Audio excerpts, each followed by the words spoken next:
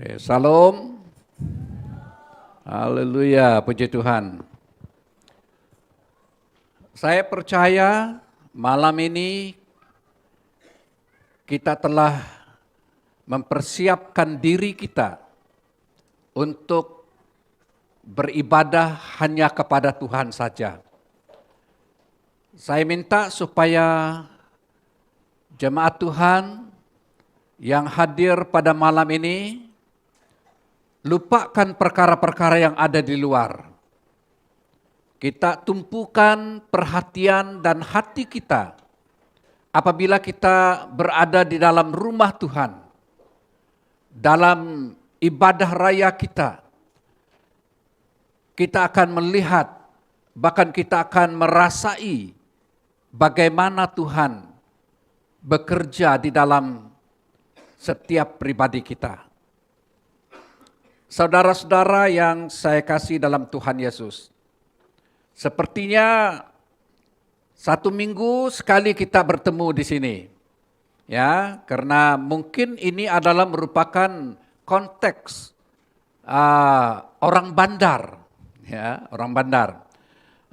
Kalau kita pergi di mana-mana pun jarang kita jumpa orang-orang kita. Kenapa? Mungkin terlalu luas. Kalau di kampung, ya hari-hari kita boleh jumpa. Karena kita pergi di ujung rumah panjang sebelah sana, kita akan jumpa orang kita balik, itulah lingkungan kita. Ya. Tapi kalau di bandar ini konteksnya agak berbeda. Tapi apapun iman percaya kita kepada Tuhan tidak akan pernah berubah. Amin. Ya, kita akan berpegang kepada janji Tuhan. Dan kita akan berpegang kepada firman Tuhan yang menjadi sumber, bahkan yang menjadi panduan hidup kita, manuals, ya, dalam kehidupan kita. Kalau kita tidak tahu, kita pasti akan kembali kepada Alkitab dan kita akan membaca dan kita akan menemui jalan kemana kita mau pergi. Ya, maklumlah manusia ini pandai lupa. Ya, apapun kita harus mendekatkan diri kepada Tuhan dalam hidup kita. Nah, hari ini saya ingin membawa kita belajar tentang satu tema, yaitu kelimpahan hidup dalam Kristus. Ini tema yang sangat relevan sampai pada hari ini. Ya, minggu lalu apa tema yang kamu belajar? Saya tidak ada di sini minggu lalu. Ya, senjata. Ya. Senjata rohani, oke, puji Tuhan. Ya, ini mengenai dengan senjata rohani. Nah, hari ini, malam ini, kita belajar tentang kelimpahan. Ya, kelimpahan ini dalam arti kata yang lain adalah sesuatu yang melimpah. Ya, kelimpahan. Artinya kita sudah melimpah. Ya, di dalam berkat-berkat yang Tuhan sudah janjikan kepada kita. Nah, ini kita boleh lihat di dalam, kita baca dalam Yakobus pasal 1 ayat yang ke-12. Kita akan membaca beberapa ayat daripada firman Tuhan ini. Oke. Saya harap jemaat Tuhan masih segar. Ya, masih segar. Kita sudah baru makan kan? Ya, sudah makan, biasanya orang mengantuk. Itu tengah hari. Ya, tapi kalau malam sudah makan, kita masih sudah segar. Ya, jadi satu yang kita belum makan yaitu firman Tuhan. Amin. Ya, kita tunggu, inilah makanan rohani yang akan mengenyangkan kita dan kita tidak akan pernah lapar dan haus lagi. Ya, karena itu adalah khotbah saya dalam minggu-minggu yang lalu. Ya, 5 roti dan 2 ikan. Ya, barang siapa yang datang kepadaku, percaya kepadaku, mereka tidak akan haus lagi dan mereka tidak akan lapar lagi. Ya, ini firman Tuhan. Nah, hari ini kita bersyukur kepada Tuhan senantiasa memberikan tema yang baru kepada kita setiap waktu. Dan kita boleh mempelajarinya bersama-sama melalui firman Tuhan. Di dalam Yakobus pasal 1 ayat yang ke-12 mengatakan, berbahagialah orang yang bertahan dalam pencobaan, sebab apabila ia sudah tahan uji, ia akan menerima mahkota kehidupan yang dijanjikan Allah kepada barang siapa yang mengasihi Dia. Ya, ia akan menerima mahkota kehidupan, kelimpahan di dalam Kristus. Ya, termasuk mahkota kehidupan yang Tuhan sudah janjikan kepada kita. Dan kita lihat dalam ayat 13. Apabila seorang dicobai, janganlah ia berkata, pencobaan ini datang dari Allah. Sebab Allah tidak dapat dicobai oleh yang jahat. Dan ia sendiri tidak mencobai siapapun. Ya. Bahkan dalam ayat yang ke-14, tetapi tiap-tiap orang dicobai oleh keinginannya sendiri. Keinginan kita sendiri. Karena ia diseret dan dipikat olehnya. Dan apabila keinginan itu telah dibuahi, ia melahirkan dosa. Dan apabila dosa itu sudah matang, ia melahirkan maut. Ngeri kan? Ayat yang ke-16. Saudara-saudara yang kukasihi, jangan sesat. Setiap pemberian yang baik, ayat 17, dan setiap anugerah yang sempurna. Pemberian yang baik dan anugerah yang sempurna. Ini adalah yang Tuhan berikan kepada kita. Datangnya dari atas, diturunkan dari Bapa segala terang, padanya tidak ada perubahan ataupun bayangan karena pertukaran. Kristus Yesus telah datang bukan melalui bayangan, bahkan gambaran, tetapi realitinya Yesus Kristus yang telah datang, yang telah membawa kedamaian, kelimpahan di dalam kehidupan orang-orang yang percaya kepadanya. Ayat yang ke-18, atas kehendaknya sendiri, ia telah menjadikan kita oleh firman-Nya. Oleh firman-Nya dan kebenaran supaya kita dapat tingkat yang tertentu menjadi anak sulung di antara semua ciptaannya. Saya ingin ulangkan ayat yang ke-17. Dalam Yakobus pasal 1 ayat yang ke-17. Oke. Sama-sama kita baca. Boleh baca bersama dengan saya? 1, 2, 3. Setiap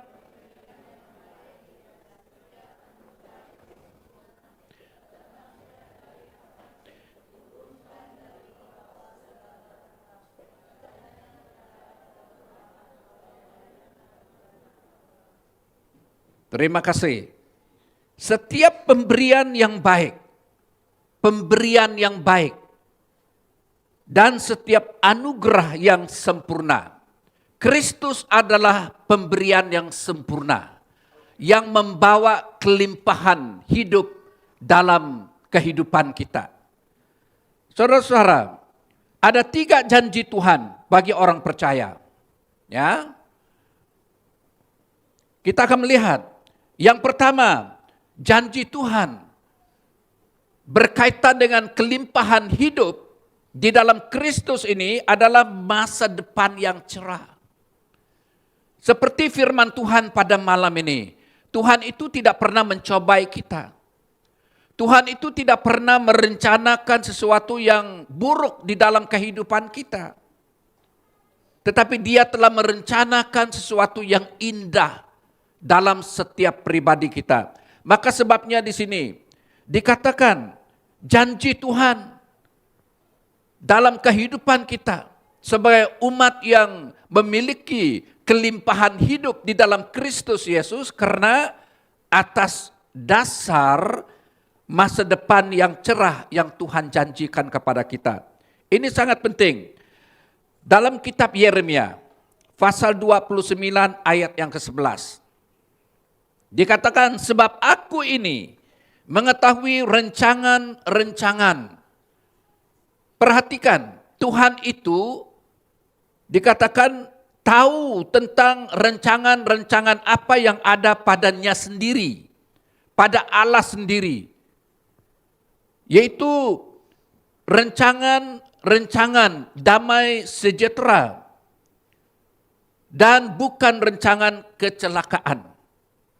Untuk memberikan kepadamu hari depan yang penuh harapan. Ini membawa kita memahami tentang rencangan Tuhan, yaitu mengenai dengan masa depan kita yang cerah. Apa masa depan yang cerah yang Tuhan janjikan kepada kita? Adalah harapan. Karena harapan itu ada karena ada janji Tuhan.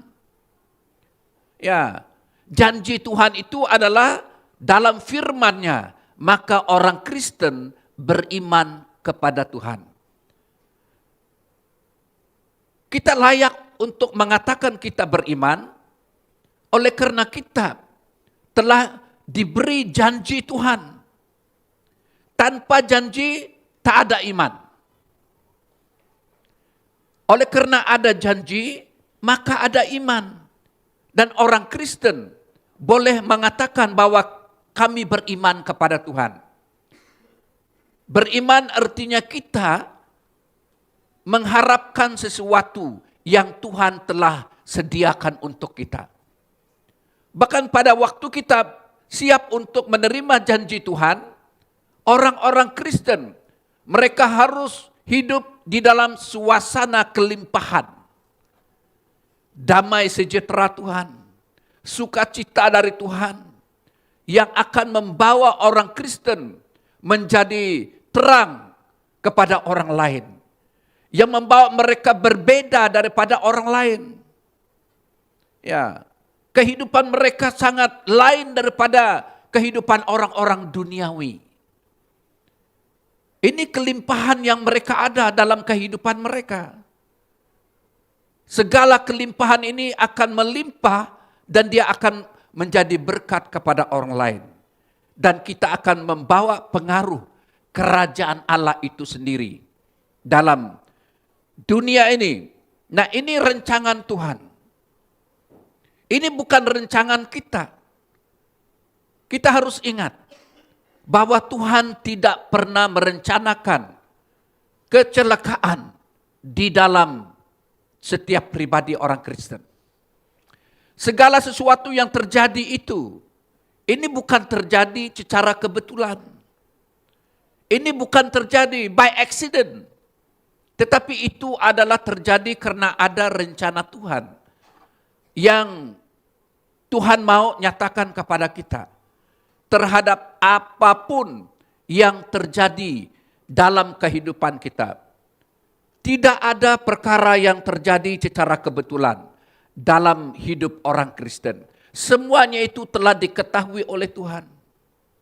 Tidak ada yang tersembunyi di mata Tuhan. Ini dikatakan Allah itu mengetahui rencangan-rencangan yang ada padaku. Padaku artinya pada Tuhan. Tidak ada orang yang boleh tahu apa yang ada dalam pikiran Tuhan. Saudara-saudara, kita bersyukur kepada Tuhan. Kelimpahan. Walaupun kita lihat dunia ini penuh dengan kekacauan. Banyak orang yang memiliki sikap pesimis. Mereka terlalu negatif dalam kehidupan mereka. Orang Kristen, orang yang mengatakan mereka percaya kepada Yesus, tetapi mereka senantiasa hidup dalam sikap pesimis. Ya. Banyak orang seperti ini, mereka masih meragukan untuk hari esok. Mereka takut untuk menghadapi hari esok. Karena apa? Karena mereka kurang iman. Ya, seperti murid-murid Yesus, pada waktu mereka bersama dengan Yesus pada satu ketika, mereka sedang berlayar dalam satu perahu, ya, di mana kita boleh membaca murid-murid Yesus. Mereka merasa ketakutan oleh karena perahu mereka dihantam, ya, diombang-ambing oleh gelombang besar yang tidak pernah terjadi sekalipun mereka ini adalah orang-orang nelayan. Mereka yang pandai membaca suasana hari, bila itu boleh ada angin kuat. Mereka boleh jangka bila ada masa-masa yang ada ikan. Ini orang nelayan. Tapi satu ketika mereka sedang takut. Karena apa? Karena mereka kurang iman. Mereka lupa Yesus bersama dengan mereka. Setelah mereka merasa mereka tidak boleh, mereka datang kepada Yesus. Pada waktu itu Yesus ada dalam perahu itu. Mereka meminta pertolongan. Maka Yesus memberikan pertolongan tepat pada masanya.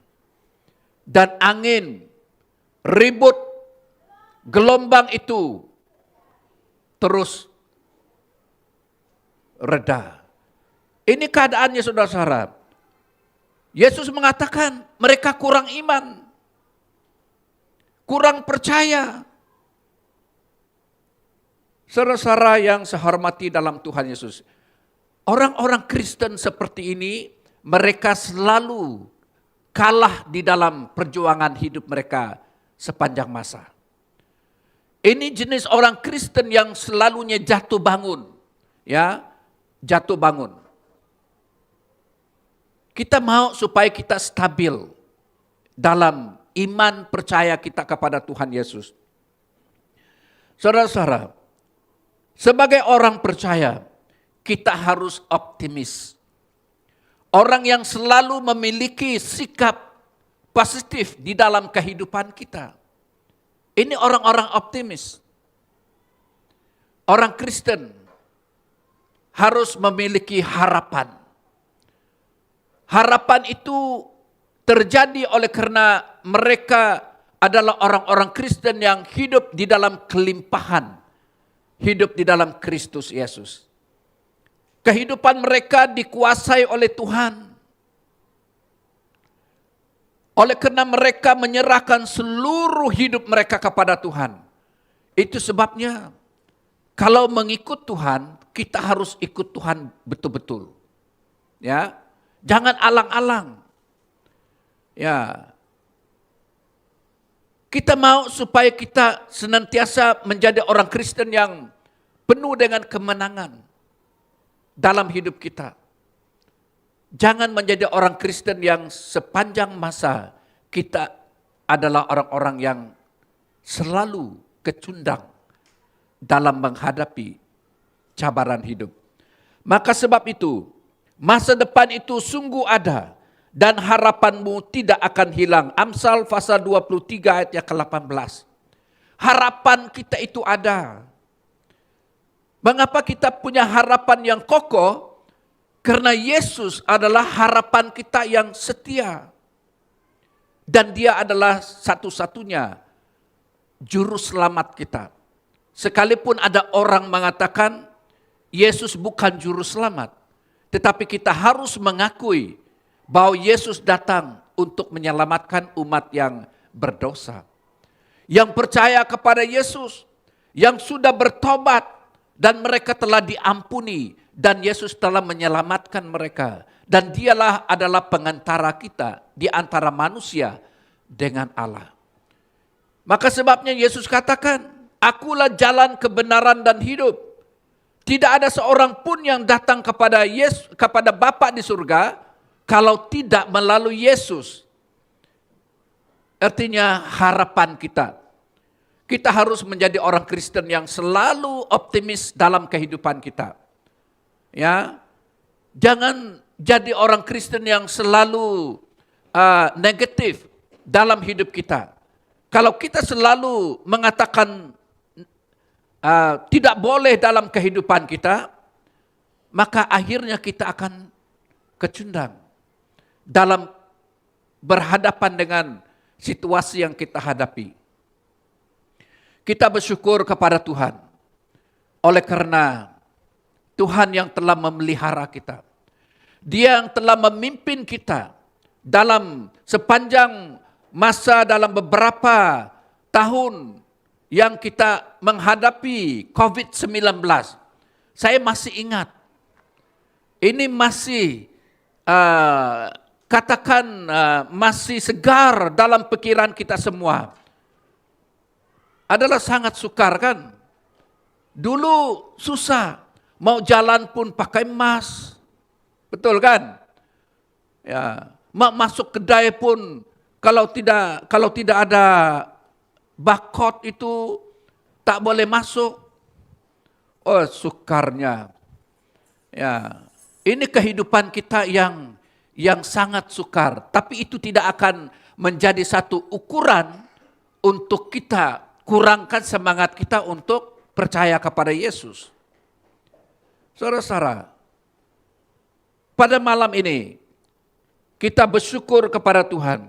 Janji Tuhan yang kedua adalah hidup berkelimpahan yang dikatakan oleh firman Tuhan.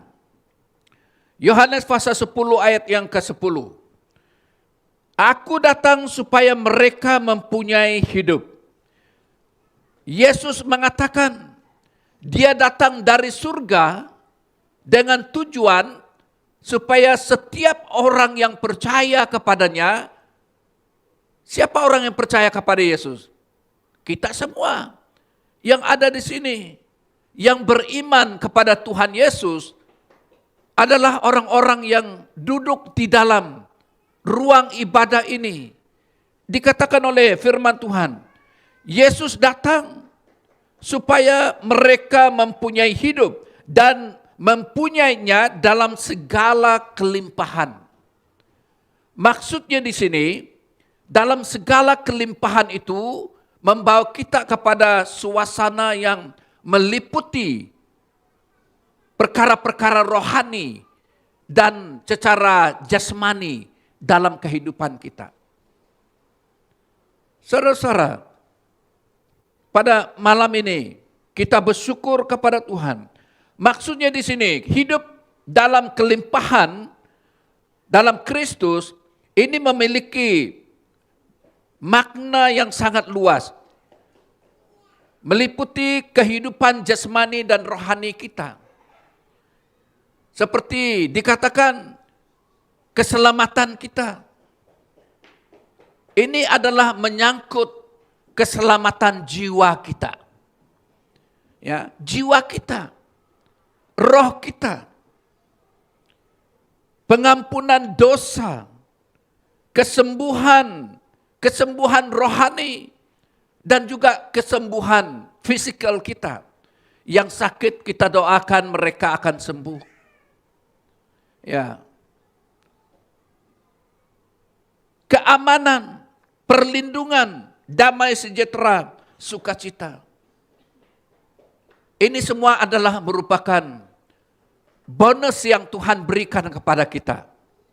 Tujuan Tuhan yang sebenarnya datang untuk memberikan kelimpahan hidup dalam kehidupan kita adalah Dia datang untuk menyelamatkan kita daripada hukuman dosa. Itu adalah merupakan tujuan Tuhan yang sebenarnya. Dia datang dari surga, mengosongkan dirinya, menyamakan dirinya dengan manusia, menjelma menjadi manusia, dan tinggal di antara manusia. Dia datang untuk menyelamatkan. Bukan hanya menyelamatkan saja, maka dosa kita diampuni daripada dosa kita. Dan seterusnya, penyakit-penyakit yang kita alami juga disembuhkan oleh Tuhan. Ini tujuan Tuhan yang mulia dalam setiap pribadi kita. Berkat dalam berkat jasmani yang kita perolehi, semua itu adalah bonus daripada Tuhan. Kekayaan yang kita miliki, harta yang kita ada, dan apa saja yang kita miliki, itu adalah merupakan berkat jasmani yang Tuhan telah berikan kepada kita. Oleh karena kelimpahan yang terjadi dalam kehidupan kita atas dasar karena kita sudah diselamatkan oleh Tuhan. Saudara-saudara yang saya hormati dalam Tuhan Yesus, janji kelimpahan yang ketiga yaitu hidup berkemenangan. Orang yang harus menang, ya, harus juara dalam hidup mereka. Kita adalah orang-orang Kristen yang digelar sebagai pemenang. Ya, di dunia ini orang akan berlomba. Dan yang mendapat hadiah hanya nomor 1, nomor 2, nomor 3 saja. Ya. Tetapi dalam iman Kristen, setiap orang yang percaya, yang beriman kepada Tuhan, mereka adalah pemenangnya. Ya. Karena kita adalah umat yang sudah ditebus oleh darah Yesus. Dan kita adalah orang-orang yang sudah memiliki kemenangan itu. Kemenangan yang kita miliki setiap hari adalah lebih daripada pemenang. Kira-kira bagaimana yang lebih daripada pemenang? Ya, itu adalah membayangkan tentang kelimpahan yang kita alami dalam kehidupan kita. Lebih daripada pemenang, apalagi cukuplah menang, sudah cukup. Tapi orang Kristen yang mengalami kelimpahan di dalam Kristus Yesus, mereka adalah orang-orang Kristen yang lebih daripada pemenang. Lebih daripada pemenang. Bukan hanya gelar pemenang saja. Ya. Lebih daripada itu. Maka sebab itu, dalam Roma pasal 8 ayat 37. Sini mengatakan, tetapi dalam semuanya itu, kita lebih daripada orang-orang yang menang. Oleh Dia yang telah mengasihi kita. Oleh Kristus yang telah mengasihi kita. Maka kita adalah umat pemenang. Karena Yesus yang telah menjadikan kita sebagai umatnya yang telah dijamin oleh Tuhan. Maka sebab itu, jaminan kemenangan ini, kita adalah di dalam Kristus Yesus. Ada jaminan. Orang-orang di dunia ini, mereka hanya memberi jaminan 1 minggu, 1 bulan, 1 tahun.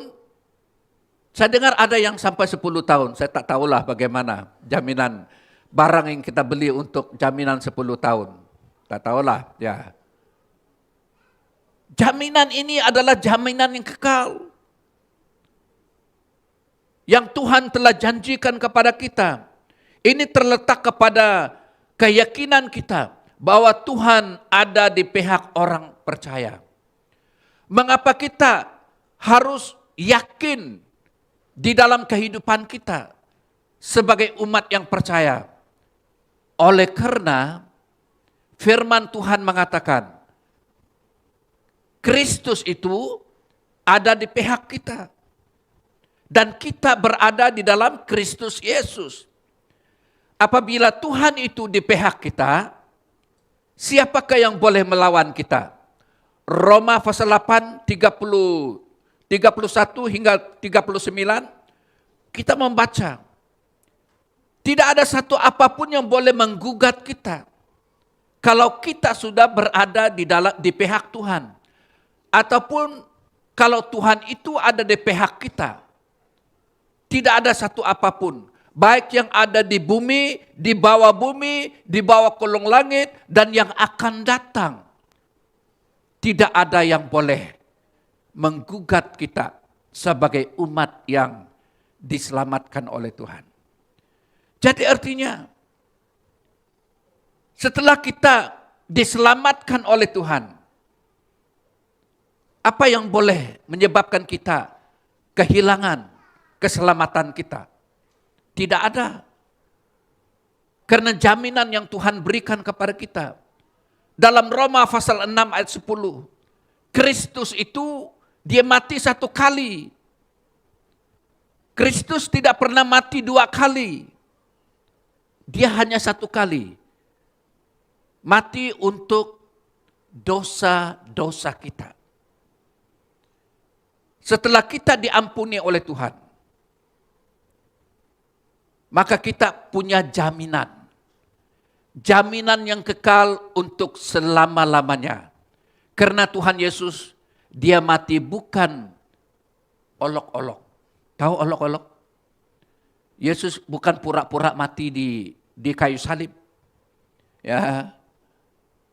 Maka setiap orang yang percaya, mereka punya jaminan. Nah, orang Kristen yang ada di dalam ruang ini, yang percaya, yang melihat, yang mendengar kita, baik yang online sekarang ini, di Sabah, di Sarawak. Saya tahu ada banyak orang di Sabah, Sarawak, ikut kita punya online nih. Jaminan adalah di dalam Kristus Yesus. Jangan ragu-ragu lagi. Ya, hidup optimis. Jangan pesimis. Kita adalah umat yang telah ditebus oleh Tuhan Yesus dan menjadi umat kepunyaan Tuhan. Ya. Ahli waris kerajaan Allah sendiri. Maka sebab itu, selagi kita ada di dunia ini, kita akan mengalami kelimpahan yang Tuhan sudah janjikan kepada kita. Maka sebab itu saudara-saudara, dalam Yohanes pasal 14 ayat kedua, sesungguhnya barang siapa percaya kepadaku, ia melakukan juga pekerjaan-pekerjaan yang aku lakukan. Bahkan pekerjaan-pekerjaan yang lebih besar daripada itu. Apa pekerjaan yang Tuhan lakukan?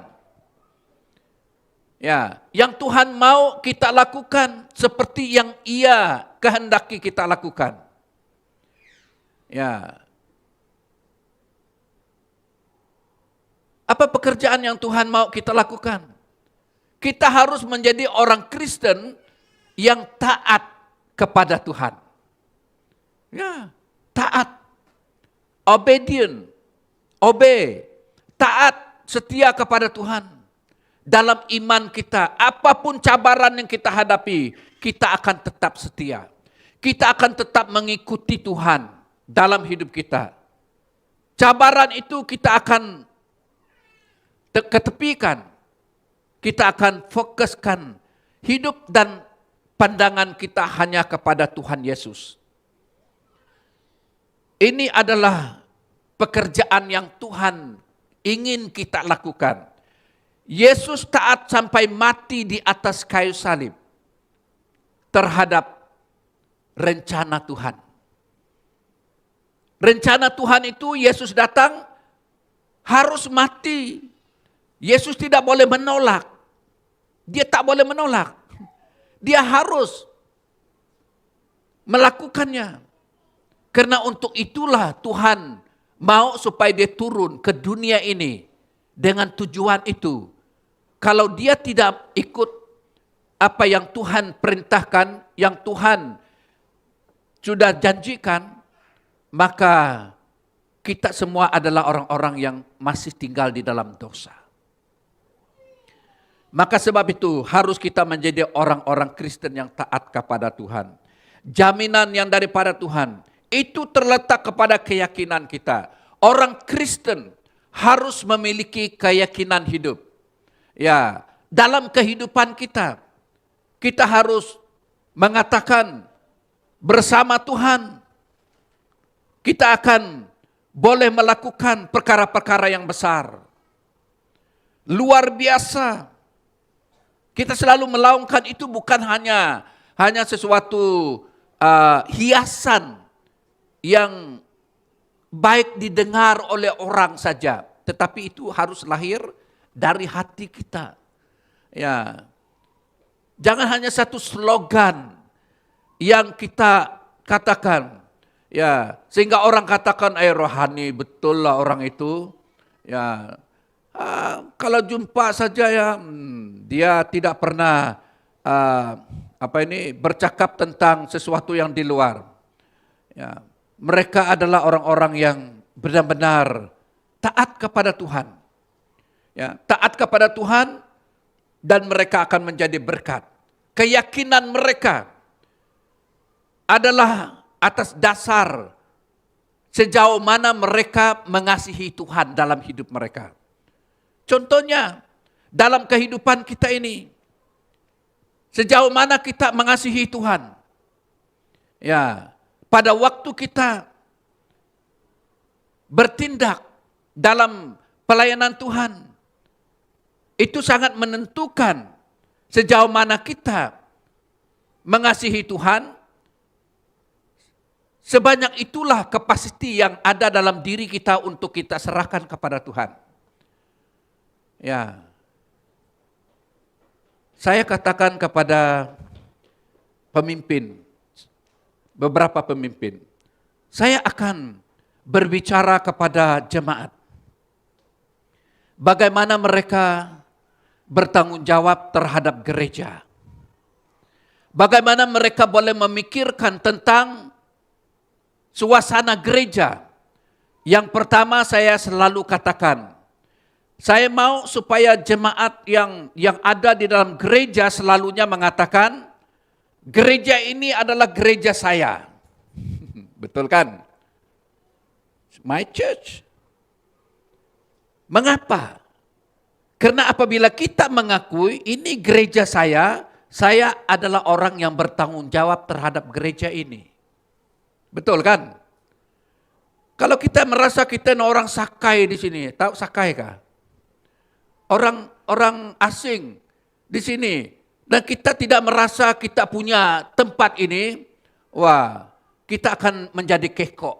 Tahu kekok? Ya, malu-malu lagi, ya, merasa dirinya terasing. Ya, saya harap supaya jemaat Tuhan jangan merasa terasing apabila kita ada di dalam gereja. Kenapa? Karena kita adalah keluarga besar. Ya, satu tubuh kita di dalam Kristus Yesus yang telah dipertemukan, dipersatukan di dalam Kristus Yesus. Wah, jangan kekok saudara-saudara. Karena kita adalah umat kepunyaan Tuhan yang telah dibangun di atas dasar kasih dan persekutuan orang-orang percaya yang ada di tempat ini. This is our church. Or else, this is saya punya. Supaya kita boleh bertanggung jawab. Dan sejauh mana kita mengasihi Tuhan, sejauh itulah kita akan bertanggung jawab membantu pelayanan Tuhan di dalam gereja. Betul? Ya. Apa saja sumbangan yang kita berikan kepada gereja adalah sangat bergantung kepada sejauh mana saya mengasihi Tuhan. Ya, sejauh mana saya mengasihi Tuhan. Dan akhirnya dia katakan, saya akan mengajar mereka bagaimana mereka bertanggung jawab terhadap memberi kepada Tuhan. Saya jarang-jarang khotbah tentang memberi. Itu tanggung jawab kita. Ya, dan dia jawab saya. Itu adalah sangat bergantung kepada bagaimana orang itu kasih dia kepada Tuhan. Berapa besar kasihnya kepada Tuhan. Kita tidak akan paksa mereka. Tapi mereka akan bertanggung jawab terhadap pemberian mereka kepada Tuhan. Ya, karena atas dasar kasih mereka mengasihi Tuhan dalam kehidupan mereka. Maka sebab itu saudara-saudara yang saya hormati dalam Tuhan Yesus, hidup berkelimpahan di dalam Kristus adalah merupakan dasar iman Kristen yang senantiasa berpaut kepada kasih Tuhan kita Yesus Kristus. Maka sebab itu saudara yang saya hormati dalam Tuhan Yesus, pada malam ini kita bersyukur kepada Tuhan. Di mana kita lihat orang yang hidup dalam segala kelimpahan adalah mereka yang hidup memiliki gaya hidup yang senantiasa mengucap syukur. Ya, kita memiliki gaya hidup, sikap hidup yang senantiasa mengucap syukur. Dan seterusnya, orang yang hidup dalam segala kelimpahan, mereka memiliki gaya hidup yang dipimpin oleh Roh Kudus. Dipimpin oleh Roh Kudus. Ya, maksudnya di sini mereka adalah orang-orang yang dikontrol oleh Roh Kudus dalam diri mereka. Dulu kita orang-orang yang tidak percaya Tuhan, kita punya sikap yang panas baran, ya, ataupun tidak mau dengar cakap orang. Hari ini kita adalah orang-orang yang sudah dikontrol oleh Roh Kudus, ya, kita sudah ada kesabaran, sabar, ya, dalam hidup kita. Apapun yang kita hadapi, kita harus sabar. Ya, kesabaran sangat penting. Dan seterusnya kita lihat orang yang hidup dalam segala kelimpahan itu tidak lagi bergantung dengan kekuatannya sendiri.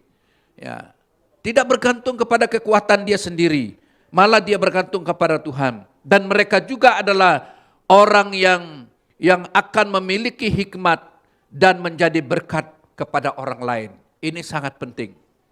Saudara-saudara, saya percaya dalam kehidupan ini adalah hidup dalam segala kelimpahan. Kristus akan memiliki pikiran-pikiran yang positif. Ya, hari-hari ini mari kita berjalan bersama dengan Tuhan. Setiap hari kita bangun, ya, kita harus katakan kepada Tuhan, Tuhan terima kasih karena saya boleh bangun pagi ini. Saya akan berjalan bersama dengan Tuhan sepanjang hari ini. Dan saya percaya bahwa Tuhan akan memimpin, bahkan akan menyertai sepanjang waktu. Apabila kita siap untuk berjalan bersama dengan Tuhan. Serahkan kepada Tuhan, maka Tuhan akan melakukan perkara-perkara yang besar dalam hidup kita. Haleluya. Puji Tuhan. Kita beri kemuliaan untuk Tuhan. Haleluya. Ya. Ini adalah merupakan dasar hidup kita umat yang percaya kepadanya. Hidup kelimpahan di dalam Kristus adalah merupakan tema penting untuk kita bawa pulang dan kita akan diberkati Tuhan. Haleluya. Mari kita berdoa.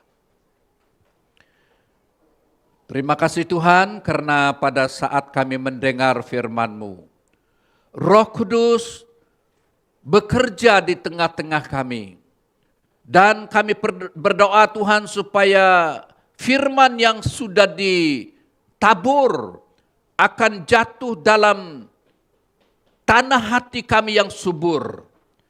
Dan benih firman Tuhan itu akan bertumbuh dalam setiap pribadi kami. Dan firman itulah yang akan menguasai seluruh hidup kami. Kami akan hidup sesuai dengan rencana Tuhan dan melakukan kehendak Tuhan. Apa yang Tuhan ingin kami lakukan dalam hidup kami sebagai orang yang percaya kepadamu. Terima kasih Tuhan karena Engkau mendengar doa kami. Dalam nama Yesus kami berdoa.